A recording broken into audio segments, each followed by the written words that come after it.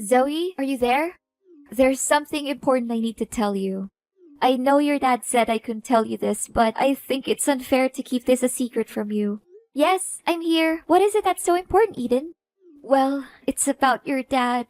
Seriously, I don't know where to start, but I feel like I have to tell you that your dad's health is in a very critical condition. He's in the terminal phase of a heart failure, and his condition is deteriorating at an alarming rate. I asked him to go to the hospital, but he wanted to stay home. I think he also knows that his time is running out. What? Why all of a sudden? A mere few weeks ago, when I last saw him, he seemed to be in good spirits and full of energy. How come his condition worsened so quickly? I just can't believe this. He was deliberately pretending to be okay so you won't have any suspicions on his condition. In reality, he was suffering from a lot of chest pain and fatigue. What a brave man, to think he would go to such length to protect you from all the possible emotional damage. I know that it's difficult to process all of this, but it's still an inevitable truth. I knew that he was dealing with heart failure for a long time now, but I didn't anticipate that this day would come so quickly. Honestly, you should have told me about my dad's condition way sooner, Eden. I really don't understand why my dad told you to keep his illness a secret from me. Zoe, you know Henry loves you more than anything in the world. He didn't want to hurt your feelings. He knew that if you learned of his illness, you would be devastated. Your dad didn't want to worry you, so he kept his health problems a secret. How could he possibly conceal such a grave matter from me? He should know that I love him just as much as he loves me, and that keeping his condition from me won't help me cope with tragedy any better. I know, I told him the same thing, but despite how many times I tried to talk him out of his opinion, he insisted that I maintain my silence and not inform you of his illness. Well, now that you have told me about it, can I at least pay my dad a visit? I won't just sit around and do nothing while my father is fighting for his life. Zoe, I know that you want to see your father as soon as possible. However, if you were to appear at our home at this time, it would make me a traitor to his wishes, and I would never want that. You know, I gave him my words, and I can't just simply break my promise with him. What should I do now? Should I just watch as his life slowly comes to an end without doing anything? What kind of daughter would do something like that to her own father? Zoe, I know what you're going through right now. I have all the sympathy in the world for you. But don't be too worried. I'll keep you constantly informed about your dad's situation. What if I just come to his mansion without his consent? I could make it like a casual visit that he won't have anything to say about it. Please, Eden, I want to be with my father during this most challenging time in his life. I'm sure he would be more than happy to see his daughter. No, Zoe, I told you, you can't do that, or else your dad would be boiling mad at me. You already know how short-tempered your dad is, and how scary he would become when he loses his composure. Especially when it's something that it has to do with you. I know that you're feeling confused and scared, but bear in mind that I'm always here for you during this difficult time. But Eden, how can I make it seem like nothing and ignore my dad, knowing that he's suffering from so much misery? Honey, I told you, I'll make sure that you don't miss any important updates on your dad's medical condition. All you need to do right now is to clear your head, pray, and hope for the best for your father. He's a tough man. Although the chances are slim, he hasn't given up on his life yet. Fine, I understand that it's impossible for me to visit my father. However, I don't want to trouble you too much about my father's condition. So can you please at least provide me with contact details of his private doctor, Mr. Davis? I just want to know more information on my father's medical prescriptions and his current condition. Oh, I forgot to tell you. Mr. Davis no longer works as your dad's private doctor anymore. He told us that he was experiencing some family difficulties and resigned shortly thereafter. Now, Dr. Brown is in charge of supervising your dad's health. Oh, okay. Would you be so kind as to give me Dr. Brown's phone number so I can have a word with him? Please send me as soon as possible because it is really important for me. Honey, you don't need to worry yourself too much with your father's treatment by contacting his private doctor. Me and Dr. Brown have everything under control. We always keep a close eye on Henry's situation and immediately interfere if anything goes wrong. I can't help but think that you're doubting my ability to take care of your father, and I feel a little offended by that. No, Eden, you're misunderstanding me. That's not what I meant at all. I believe that you have seen with your own eyes how well I have always taken care of Henry throughout the years. I undertake the daily tasks of cooking his meals, ironing and laundering his clothes, cleaning the bedroom, and ensuring that his workroom is spotless. I could ask the maids to do all the housework, but I don't want to. I think it's important for me to be a hands-on wife and take care of my husband myself. Zoe, I don't want to say this out loud, but I knew that you disliked me from the very first day I set foot in Henry's house. Is that correct? Well, I don't blame you. It's a bad reputation that stepmothers always have to bear on their shoulders. Eden, I'm sorry. It is true that I didn't have a good feeling about you marrying my dad from the start because I thought it was a hasty decision. But as I came to know you better, I came to realize that you truly love and care for my father. In fact, you were the one who strongly opposed my father's decision of forcing me to move out of his house due to certain misunderstandings between us, and I'm really grateful for that. I want to know more about my dad's condition, but that doesn't mean I don't trust you to take care of him. Those are two different things. Fine, honey. I'll give you Dr. Brown's contact. But don't worry too much. As I said, me and Dr. Brown have everything under control. Zoe, honey, I feel as though I've been stabbed by 100 knives in my heart. I cannot believe it happened so quickly. What is it, Eden? Is it about my dad? Yes, darling. Henry passed away peacefully in his sleep. This morning, when I entered his room, I noticed that he was no longer breathing. I immediately called Dr. Brown, who arrived shortly thereafter and conducted a thorough examination. He confirmed that your father had no signs of life. I am so sorry for your loss, Zoe. I know how you must be feeling at the moment, and I am feeling the same way. Oh, Father! So this day has finally come. I really don't know what to say right now other than thanking you for being by my dad's side during his last days of living. This is an extremely heartbreaking situation, and none of us would have wished for this. I understand that this is a difficult time for you, and I want to assure you that I have already taken care of the funeral arrangements. Your father's funeral will be held at his mansion within 1 week. It'll be a discreet one among family members, just as your father's will. I will inform you of the exact date and time as soon as it's finalized. I got it. Thank you for taking care of everything. I seriously don't know what to do without you. Did Father leave any parting words for you before he passed away? Henry was a thoughtful and prudent man, as you know. He had already carefully planned everything, including who would inherit his estate. According to his will, I, his legal wife, will be the sole beneficiary of his belongings and financial assets. This decision is clearly stated in his testament, and I am confident that you will not contest it. I'm sorry, Zoe, but you will not receive a single penny from your father. I find it weird that he didn't leave me anything in his will. I'm his daughter, and he loves me just as much as he loves you. He even hid his illness from me to protect me. I don't think he would have left me out of his will on purpose. Zoe, just accept that you no longer have a place in Henry's heart. I have been his primary caregiver for many years, and he has come to rely on me more than on you. You may not realize it, but the bond between you and Henry has weakened over time. In fact, he may have stopped caring for you altogether. That is why he decided to leave me all of his assets. He knew that I am the person who deserves them the most. No! It's simply not true what you said. My father's love for me has never diminished, even after my mother's death.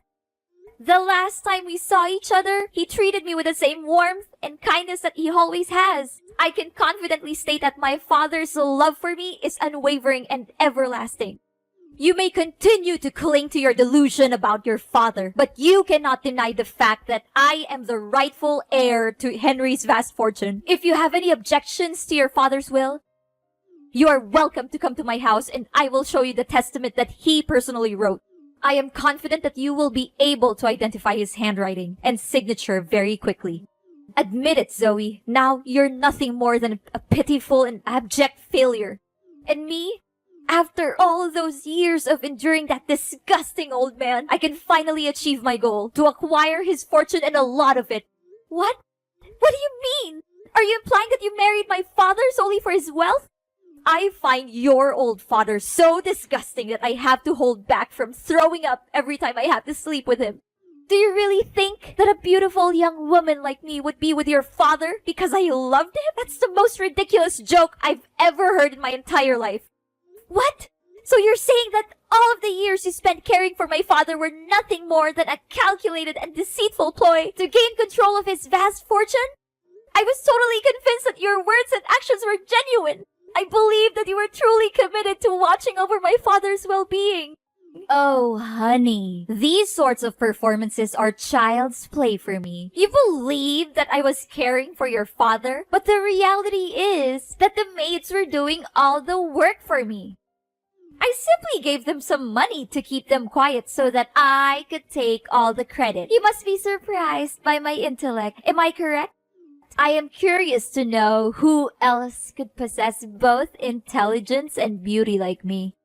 Eden, you're a person of astonishing shamelessness, greed, and despicable deception. I never imagined that you would be the kind of person. I believed that you truly cared for my father and that your intentions were genuine. The thought of how you pretended to be nice to me and my dad makes me shiver. And by the way, sorry that I got you kicked out of the house. I would be surprised if you didn't miss the days when you lived in your father's grand mansion, now that you've been reduced to living in a tiny rented house.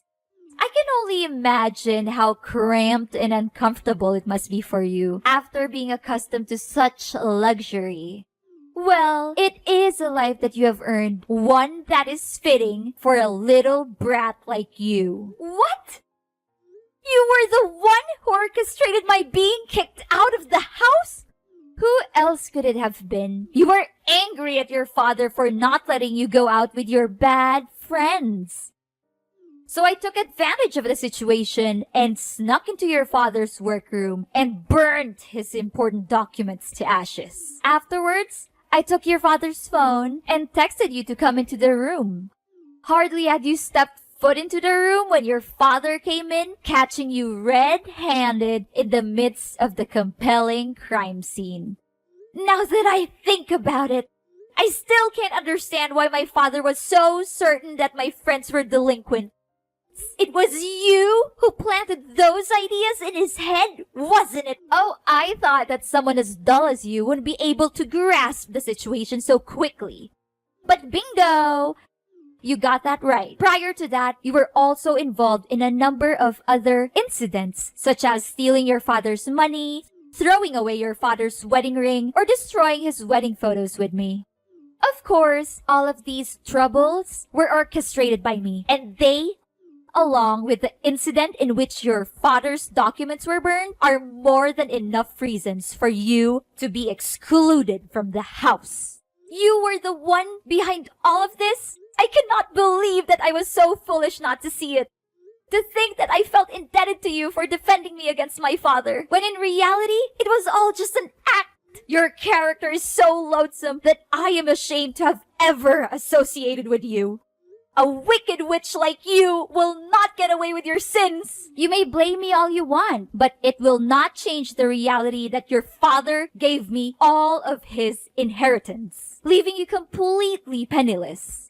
Do not be too sour, Zoe. Perhaps if you alter your conduct, I would consider giving you a chance to work as a maid in my home.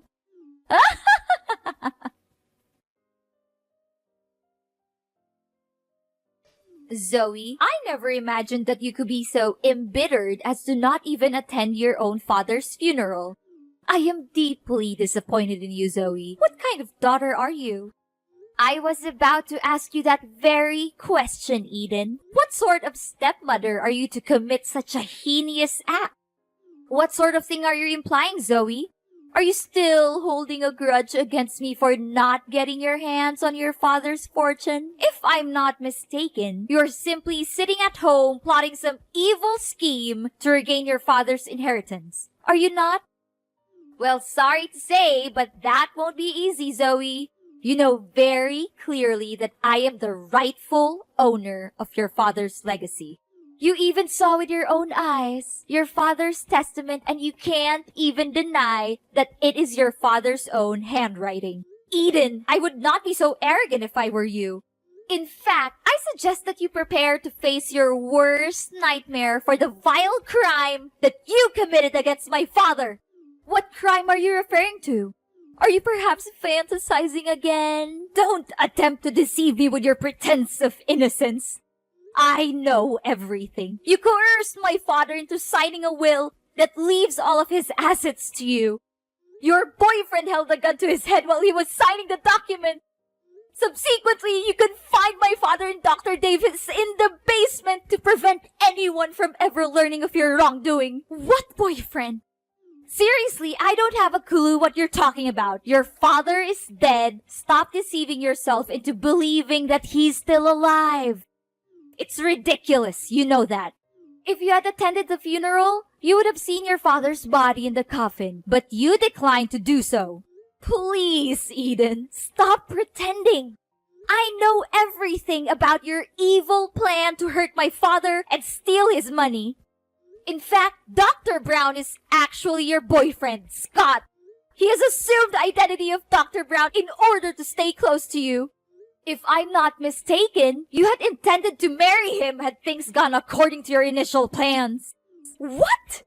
Don't just level such an accusation against me without any proof to support it. Do you seriously believe that I will allow you to continue defaming me in this manner? I'm calling the police. How dare you deny your crime and ask for evidence? My father and Dr. Davis are the living proof of your wrongdoing. I found them tied up in the basement of my father's mansion, and I was able to free them. The police will soon find out about you and Scott's crime of kidnapping. You should prepare for that. It's useless to deny it because Scott has already confessed. How could he have been so foolish? I refuse to believe it. Don't try to trick me. I won't fall for it. There's no way that Scott would admit everything. I suspected something was wrong from the start, so I asked Dr. Brown for my father's medical records. I found out that he prescribed a drug that my dad was allergic to, which only me and Dr. Davis knew about. I investigated and found out that Dr. Brown is a fraud with no medical knowledge. He eventually pleaded guilty to his crimes and said that you were his accomplice. What? How could Scott be so stupid to commit that simple mistake? I knew that I could never put my trust in that useless man. Don't just blame your boyfriend for your plan failing. You also messed up. I think you thought I would go to my dad's funeral, so you left the house unguarded. That gave me the perfect chance to sneak in and rescue my dad and Dr. Davis from the basement. No! It's unbelievable that someone as dull as you could have figured out my plan so easily. I cannot believe any of this. Eden, you are a liar and a cheat. You pretended to be a good wife and caregiver to my father, but you were actually having an affair with Scott. Dr. Davis found out about your affair with Scott and told my father. You and Scott were scared, so you attacked them and locked both Dr. Davis and my father in the basement. No, please stop talking. I've heard enough.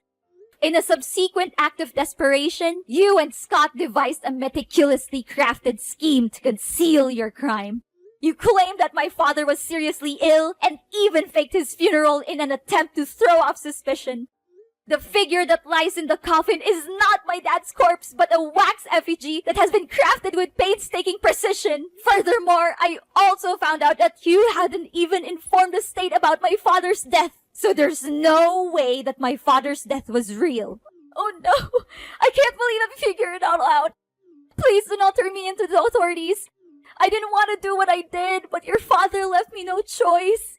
He threatened to disinherit me and leave everything to you. I was afraid of having to give up the lifestyle that was funded by wealth and privilege, which I had been enjoying all the time. What could I do in that situation? Henry forced my hand. It was not my fault. I would do anything to make it up to you and your father.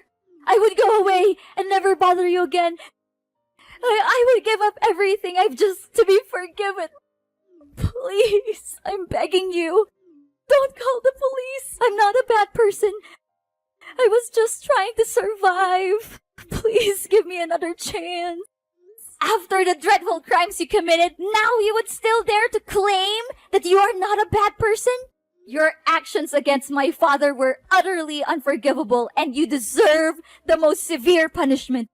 The police are already on their way to arrest you. And don't even think for a moment that you will be able to escape justice.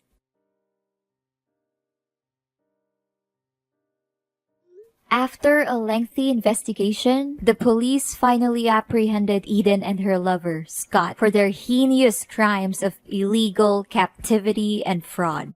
The two were subsequently tried and convicted, and each sentenced to 7 years in prison. This sentence is a just and fitting punishment for their cruel and unscrupulous actions.